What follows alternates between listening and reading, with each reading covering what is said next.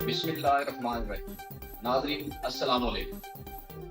इस्लामाबाद से गैर मामूली खबर है और गैर मामूली खबर जनरल फैज हमीद से है, जिनको फौज ने हिरासत में लिया और फौज में हिरासत के लेने के बाद उनका कोर्ट मार्शल शुरू हुआ। उसके बाद इमरान खान ने जेल में सहाफियों से गुफ्तगू करते हुए कहा कि फैज हमीद के खिलाफ जो कार्रवाई हो रही है उसे ओपन कर दें ताकि अवाम को पता चलना चाहिए। उसके ऊपर फिर रद्द अमल आया। रद्द अमल इस तरह से आया कि पाकिस्तान के टीवी चैनल्स के ऊपर बाखबर सिक्योरिटी इदारे के नाम से खबर चलवाई। अब ये जिम्मेदारी जावेद चौधरी को मिली है।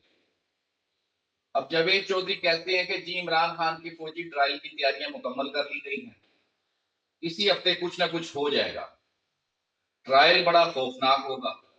इमरान ट्रायल ओपन कर दिया जाए, पूरी कौम को दिखाया जाए, ऐसे सबूत पेश किए जाएं कि जिनका इमरान खान के पास कोई जवाब नहीं होगा।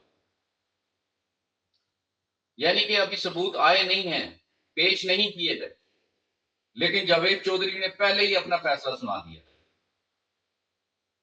कि ऐसे सबूत होंगे जिनका इमरान खान के पास कोई जवाब नहीं होगा। असल बात यह है कि फौजी ट्रायल भी हो जाए, आप इमरान खान को कन्वेक्ट भी कर लें। इससे इमरान खान का कद छोटा हो जाएगा।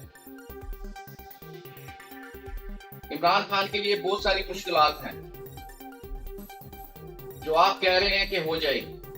इमरान खान की हुकूमत गिरने से अब तक कभी ऐसा हुआ है कि इमरान खान के लिए आसानी हुई हो? जिस शख्स के ऊपर जानलेवा हमला हुआ हो उससे भी कोई बड़ी बात हो सकती है।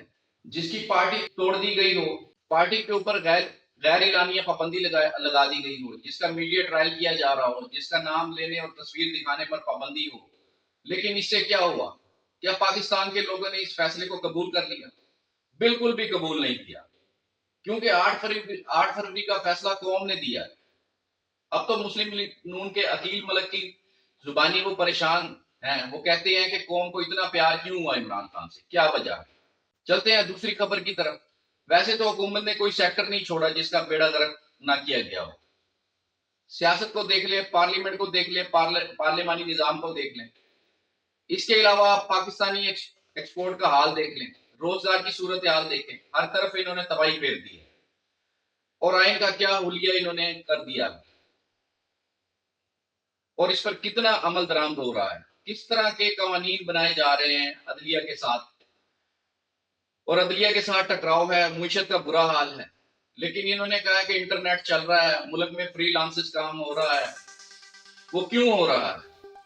अब उसका भी बेड़ा गर्क कर रहे हैं। अब टेलीकम्युनिकेशन के इदारों को खत लिखना पड़ गया प्राइम मिनिस्टर को कि जनाब 12 अरब रुपए का हमें नुकसान हो गया और 3 अरब रुपए का आपकी गवर्नमेंट को नुकसान हो गया, और फ्रीलांसर्स को प्रेस कॉन्फ्रेंस करनी पड़ गई है कि 50 करोड़ डॉलर का नुकसान हो गया है। अंदाजा लगाइएगा कि ये अभी आगाज है, अब कितने साल लगेंगे इससे निकलने के लिए, क्योंकि जिस तरह इन्वेस्टमेंट चली गई है और जिस तरह फाइबर प्लेटफॉर्म वो बंद हो गया, पाकिस्तानियों के लिए ये इन्वेस्टमेंट अब आसानी से वापस नहीं आने वाली। लेकिन हुकूमत बजाय इसके कि वापस हो, वो और तेजी से तबाही की तरफ जा रही है। और जब सबको नजर आ रहा है कि पाकिस्तान में मुशत की तबाही हो रही है, IMF ने 2.5 महीने के अंदर प्रोग्राम देना था हुकूमत को। वजीर खजाना ने कहा कि अगस्त में IMF प्रोग्राम हो जाएगा, हर हाल में होगा। और हाल ये है कि अगर अगस्त में IMF ने अपने बोर्ड में पाकिस्तान को शामिल ही नहीं करना, गौरा समझा। अब सितंबर का कहा जा रहा है, ऊपर से जिस तरह की पॉलिसी हुकूमत चला रही है वो हालात गड़बड़ हो रहे हैं, और दोस्त मुमालिक भी पाकिस्तान को इंश्योरेंस नहीं दे रहे। जो रूल ओवर होने हैं और पाकिस्तान के कर्जे जैसे चीन है, सऊदी अरब है, जिस तरह की इंश्योरेंस की गारंटी दी पाकिस्तान ने और IMF ने गारंटी मांगी कि ये रकम रूल ओवर होगी, और जिस तरह 7 अरब डॉलर कर्ज देंगे ये मुमालिक भी आपको सपोर्ट करेंगे। पहले इनसे ये गारंटी दिलवाएं।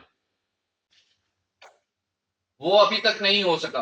खुदा ना ख्वास्ता ये मामला तय ना हुए तो फिर बहुत बड़ी तबाही हो जाएगी। जो इस वक्त तक हुकूमत तबाही फैला चुकी है, ये उसके आगे कुछ भी नहीं। पाकिस्तान जिंदाबाद।